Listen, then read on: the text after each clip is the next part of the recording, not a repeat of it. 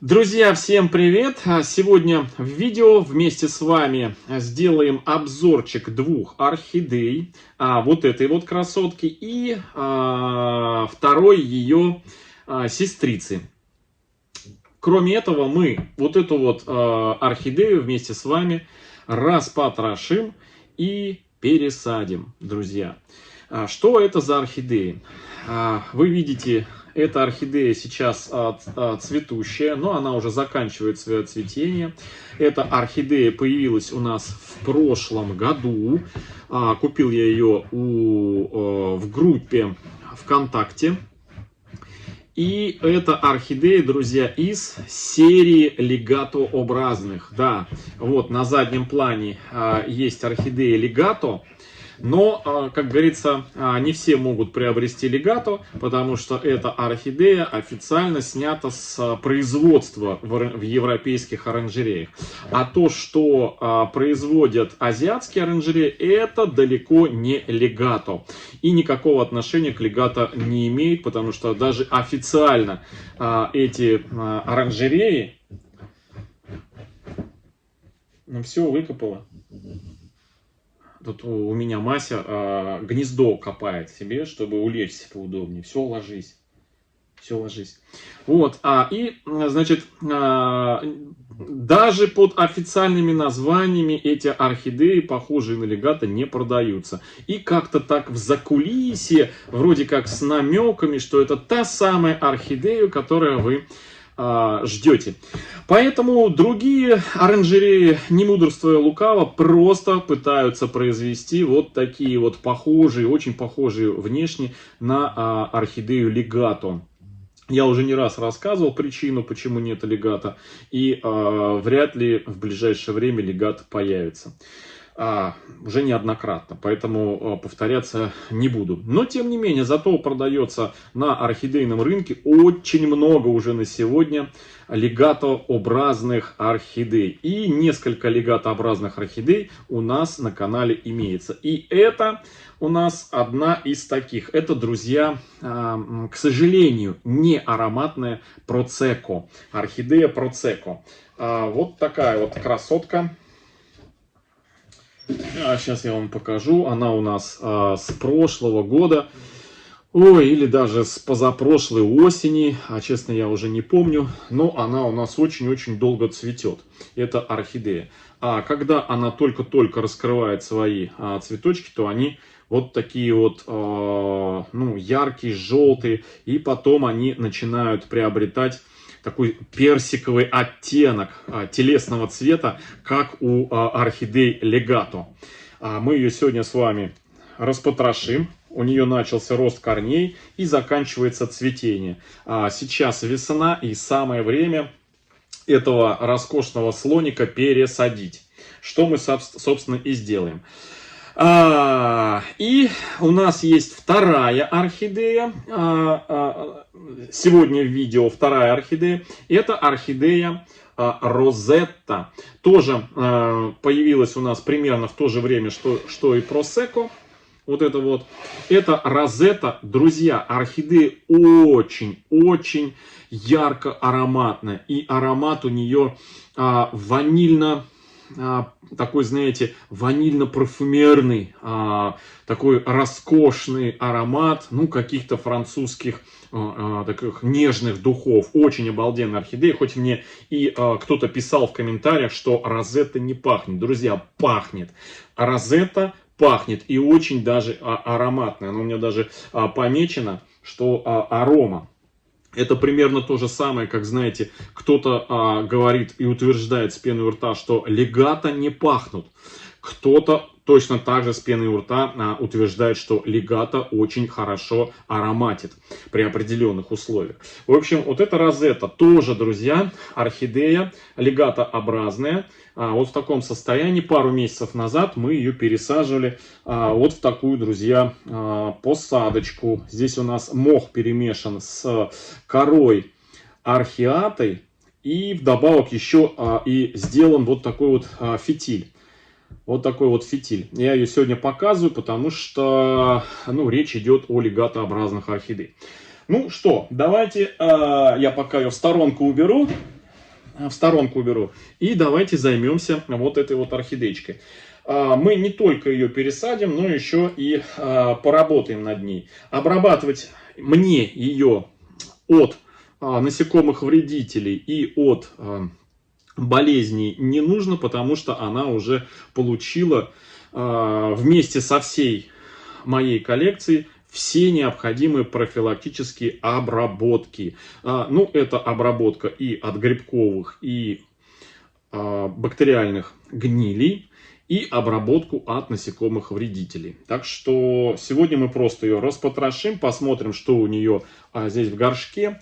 И, собственно говоря, уже по итогу увиденного и примем решение, что делать дальше.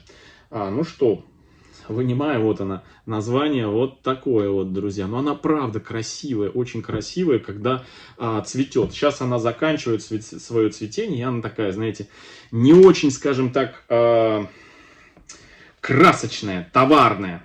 Так, снимаем у нее все эти палочки поддерживающие. Вот мне нравятся палочки, которые сделаны из какого-то, ну, не дерева, а полупластика. Они не гниют, не покрываются плесенью. И такие, знаете, очень удобные. Очень удобные. Но это деревянная. Та, главное, пластиковая, а вторая вот эта деревянная. Вот. Так, снимаем.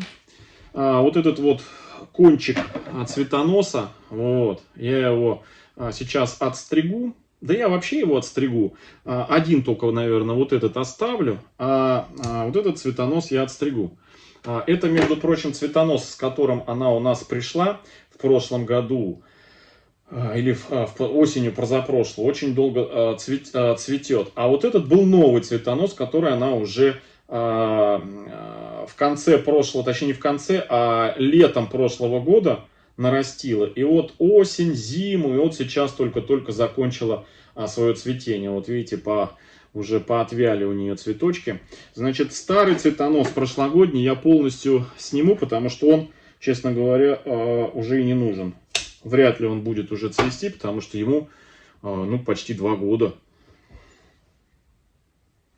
Хотя пыталась она вот нарастить, видите, но подсушила, не вытянула, сил не хватило. Так, старый цветонос убираем и начинаем ее доставать из этого горшка. Так, ничего у нас тут не мешает. Мешает, конечно же, да? Так, но он у нас сломанный, кстати, видите, корень сломанный, поэтому он не представляет нам никакой пользы. Мы его просто обрезаем. Так, ну еще и вот такой сплюснутый здесь малыш торчит. Но я не знаю. Мы его, наверное, тоже удалим. Он там тоже нам не нужен. Он сплюснутый. У орхидеи, так я вижу, корней достаточно. Плюс сейчас весна. Видите, растут. Кончики зеленые. Сейчас весна, и я думаю, что потеря одного кончика ничего не решит. Так, ну что, орхидея у нас здесь, корни у нас тут хотят пить, смотрите, хотят пить. Вот это я, это самое, не замочил ее, надо было замочить. Так, друзья, знаете, что я сделаю? Я сейчас возьму воды.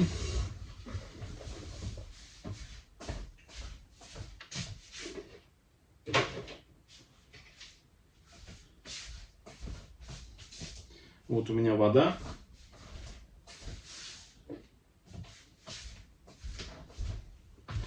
Немножко. И пролью по стеночкам. Прям вот так, чтобы намочились корни. Вообще не поил. У меня сегодня и завтра идет полив орхидей. И до этой орхидеи я еще не дошел.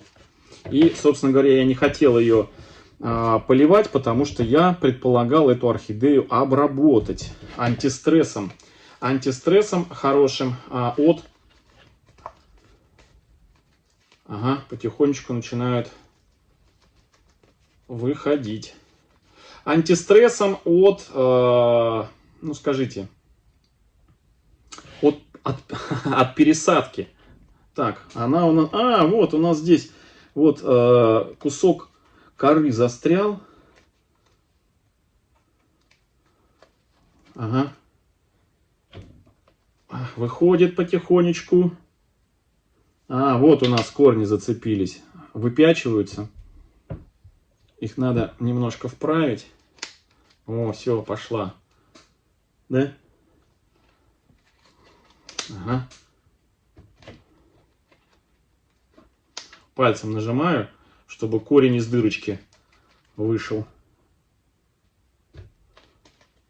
Так, ну где еще у нас держится? Вроде больше нигде не держится. Видите, уже наполовину отстала. Оп, оп, оп, оп, оп. Оп, оп, оп. Немножко вам показать. Опа. Вот, видите, смочил и сразу раз, и дело пошло. И сразу, смотрите, как, хотел сказать, заколосились. Сразу зеленые корни стали. Вот они, кончики растут. Так. Так, ну-ка. Ой, а пахнет прям, ой, знаете, приятным лесом, хвоей. Слушайте, прямо это, запах такой благородный, приятный. Какой-то даже предновогодний, что ли. Ой, хороший такой запах. Вот запах уже много о чем говорит. Знаете, бывает, достанешь орхидею, пахнет каким-то, знаете, навозом. Бывает, достанешь каким-то, знаете, компостной ямой, каким-нибудь затхлым запахом. То есть запах уже ну, о многом говорит. Что нужно делать. Вот, и как чувствует себя корневая система орхидеи.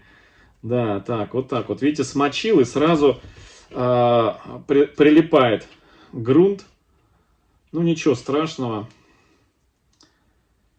Мы сейчас обмоем ее. Так, вот у нас горшок.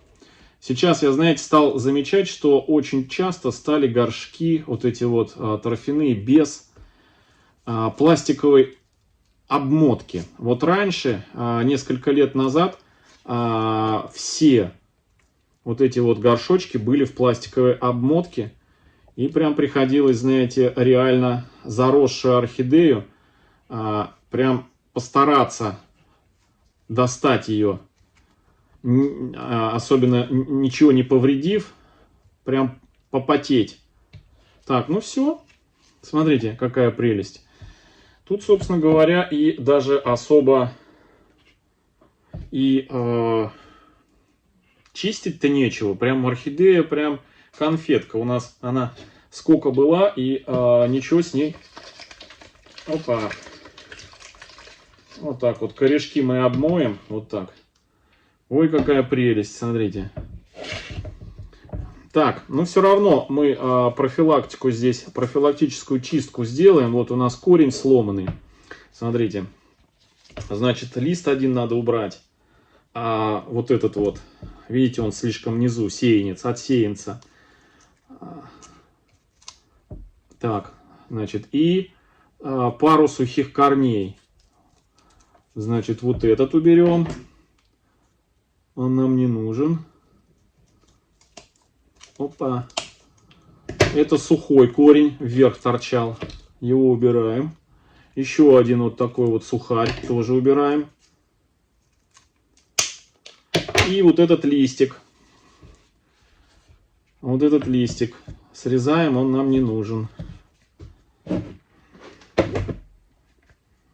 Я не знаю, вот я смотрю, не знаю, видите вы, не видите, а то, может, я мимо куда-нибудь показываю. Так, этот листик, как всегда, друзья, мы надсекаем его поперек и в сторонке его разводим. И он как раз как бы отпускает из своих объятий корень, который сквозь него прорастает.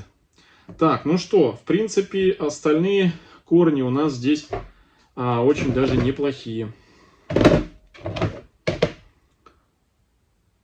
Опа, я, честно говоря, уже давно присматривал эту орхидею пересадить.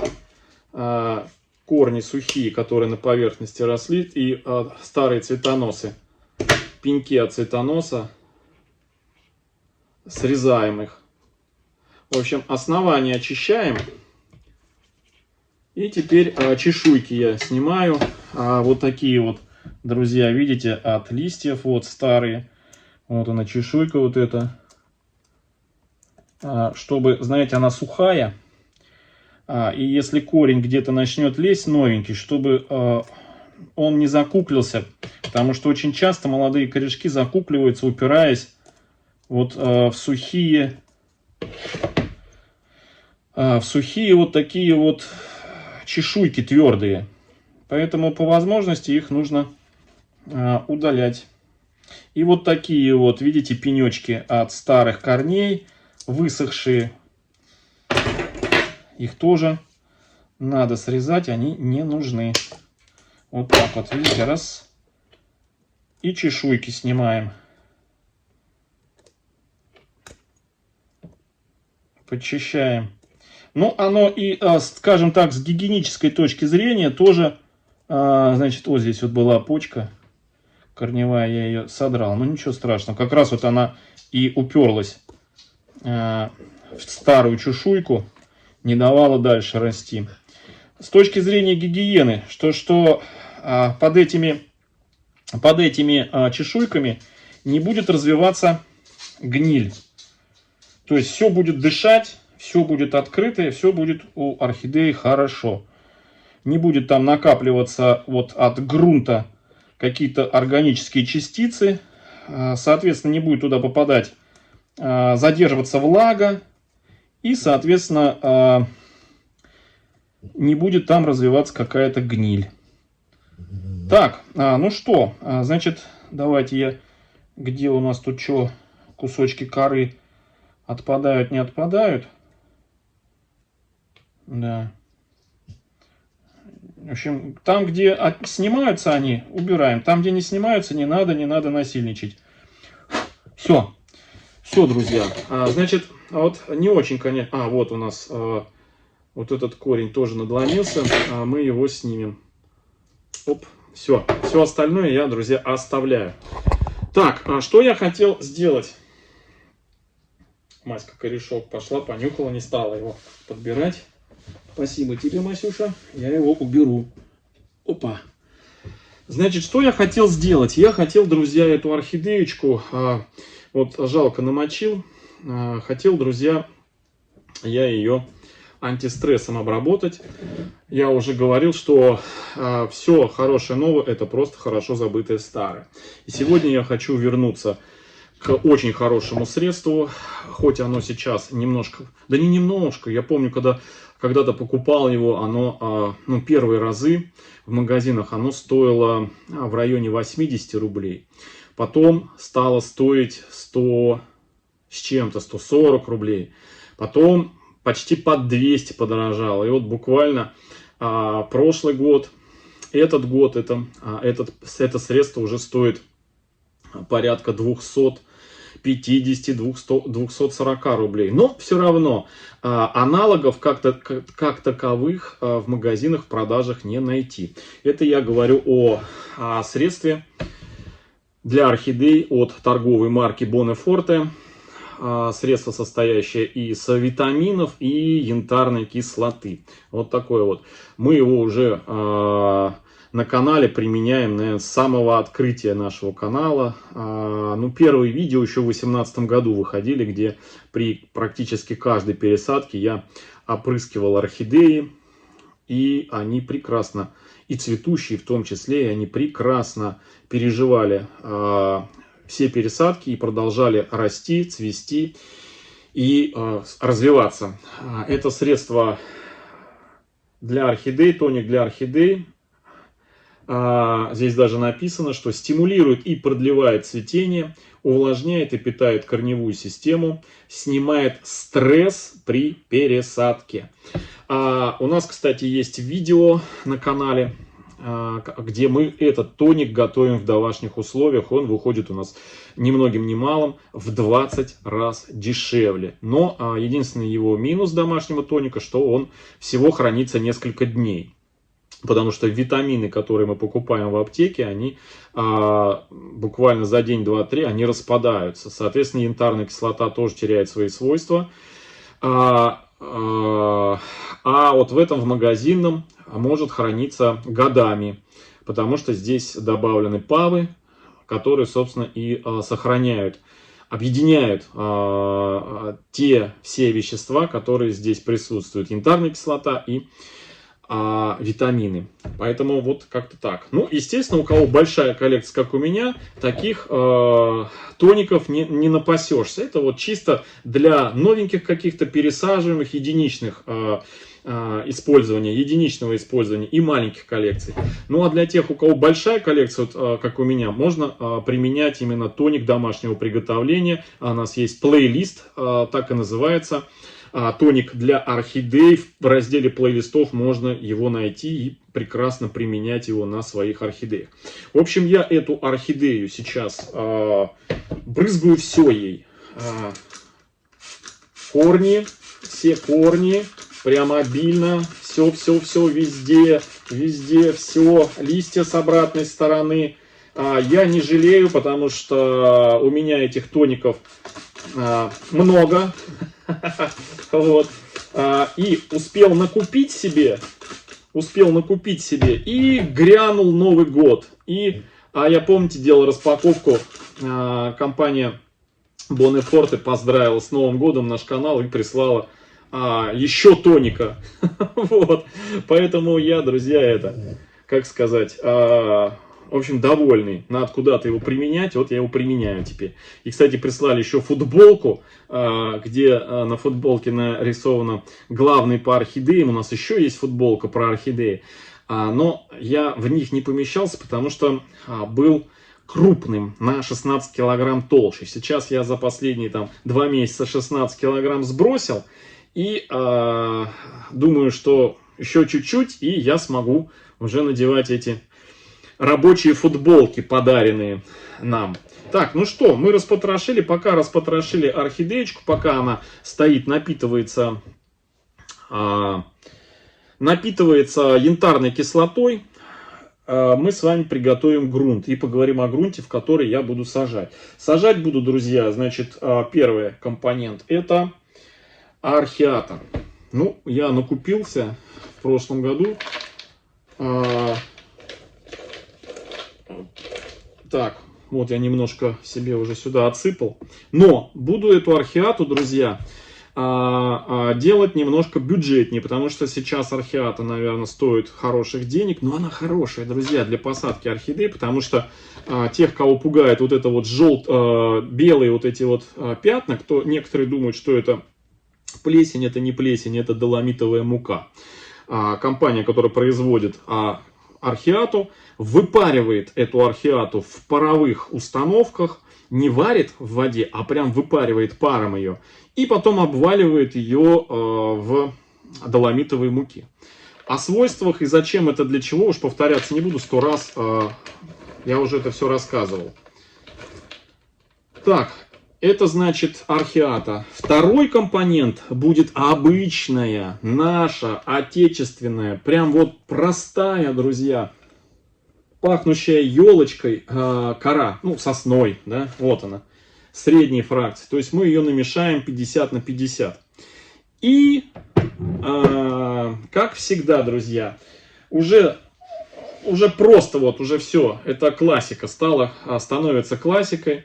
Да, это возьмем, будем использовать в посадку маховой фитиль из мха сфагнума. Это уже не обсуждается, потому что маховой фитиль за последние пару лет, как мы начали его использовать, уже зарекомендовал себя на все 100%. Орхидеи просто обожают. И взрослые с хорошей корневой, и орхидеи, которые имеют мало корней. Мы много орхидей сажали для наращивания корневой системы с одним, с двумя слабой корневой системой, с одним-два корешками.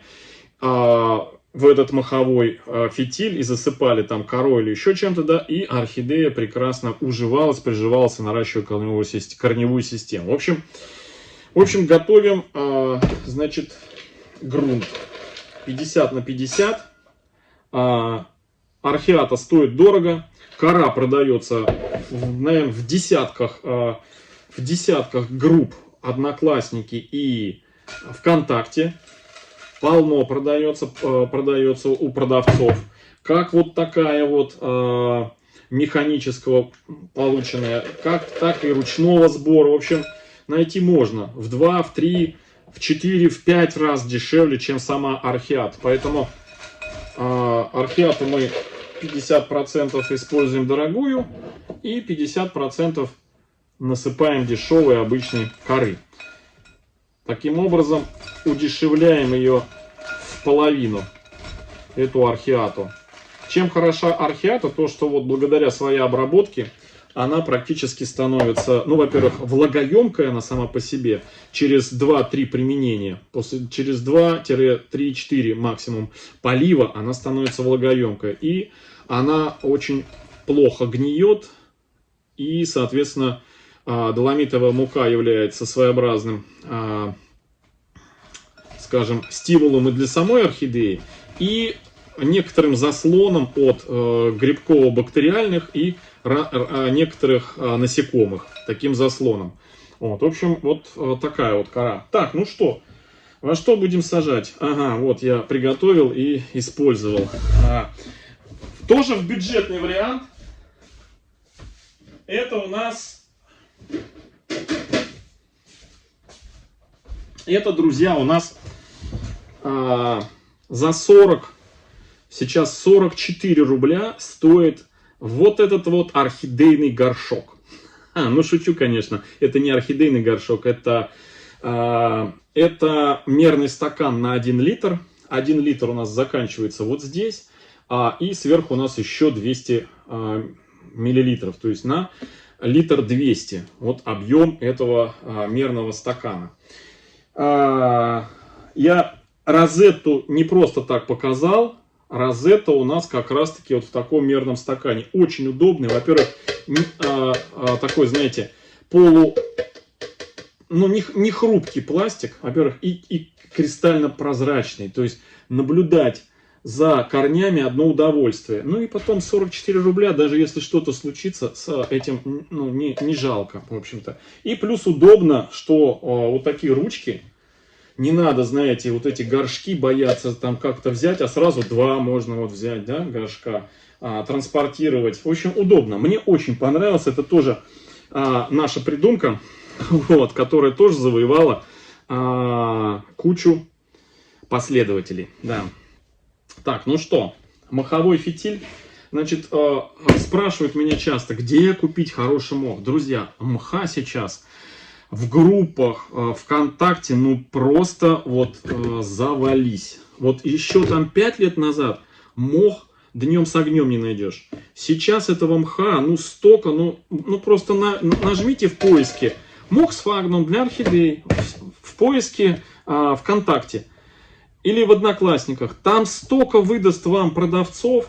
Задайте вопрос в нашей группе Архамания или в группе орхидеи продажа-покупка. Какой продавец мха надежный, хороший. Я знаю массу девочек, все они хорошие. Какую-то одну девочку продавца выделять, ну, это значит обидеть других. Поэтому заходите, спрашивайте, вам порекомендуют участники группы. Так, ну что, беру мох, вот так вот раз, хопа, прям вот плотненько. Я уже рассказывал, что чем плотнее и побольше этого мха утрамбовать вот так вот в колбаску в такую, тем он лучше будет проводить воду. Так, на дно я кину, друзья, необработанную обычную кору на дно. Прям вот так щепоть. А пускай будет. И теперь немножко такой уже намешанный. Так, ну что, давайте примерять орхидею. Досохнет уже в горшке. Так, но в любом случае, значит, самое главное ты забыл, почему я их две сегодня показываю и почему я их две, в принципе, одинаковая посадка. Только единственное, что в этой посадке я не мешаю в кору мох, не мешаю, в розетте у нас намешан, но посадка закрытая, посадка из тех же компонентов практически. Плюс то, что они обе у нас легатообразные. Так не помещается, потому что, смотрите, какая круглая у нее корневая крона. Вот. Сейчас мы ее подтрамбуем. Так, немножко надо как-то вот так вот.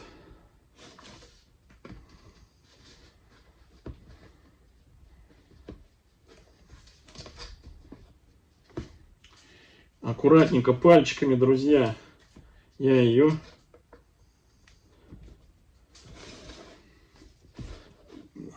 пальчиками не достают. Немножко тупым концом вот этой палочки по кругу. Вот этот круг корневой опускаю. Так. Сейчас.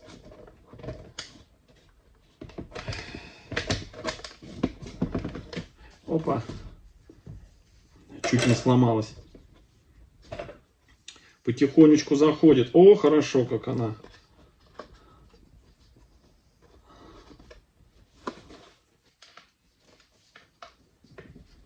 Так, ну, вроде зашла.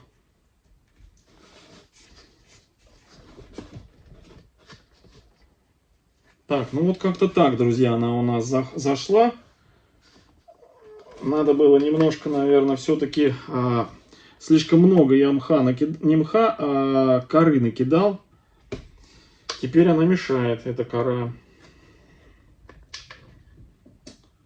Так, теперь она мешает. А вытаскивать, не знаю, наверное, вытащить стоит все-таки. Или не надо, или оставить так, как есть.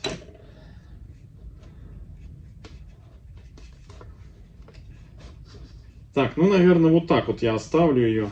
Вот. Все, накидываю я кору, точнее.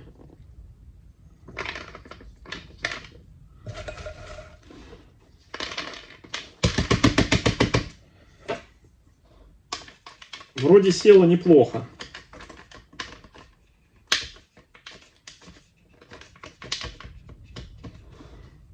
Так, ну продолжу, я так и не договорил. Значит, почему я, собственно говоря, и именно эти две орхидеи сейчас показываю.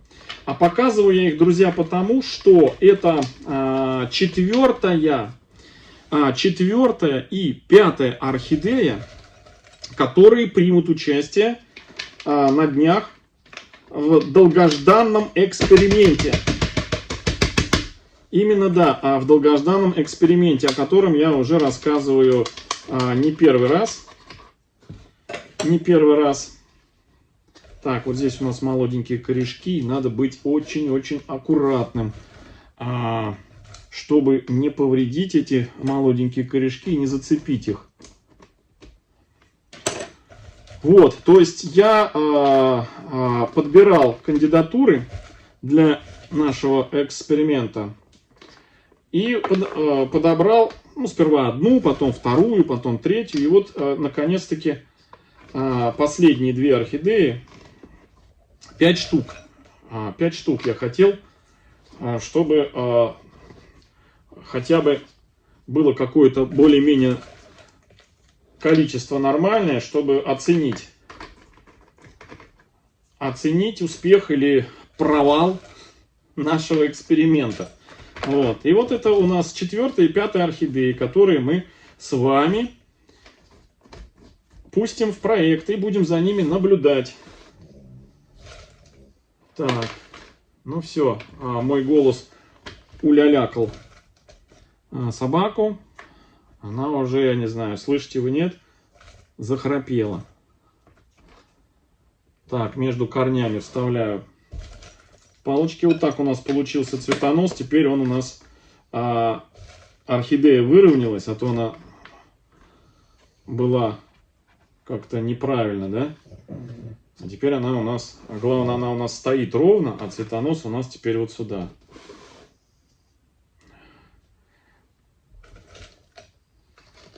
Ну, он нам не мешает. Мы под него, если что, вот кусочек подложим под цветонос, чтобы он нам орхидею не вываливал. Да, вот так.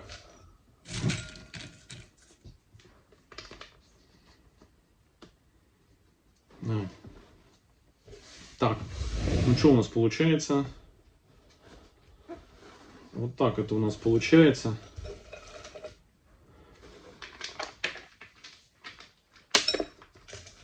Все. Ой. Так, еще раз я... Чуть-чуть осталось. Еще раз я, значит, кроличьей лапкой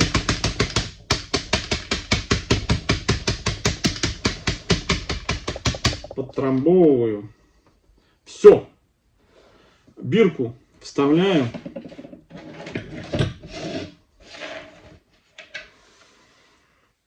Бирку вставляем.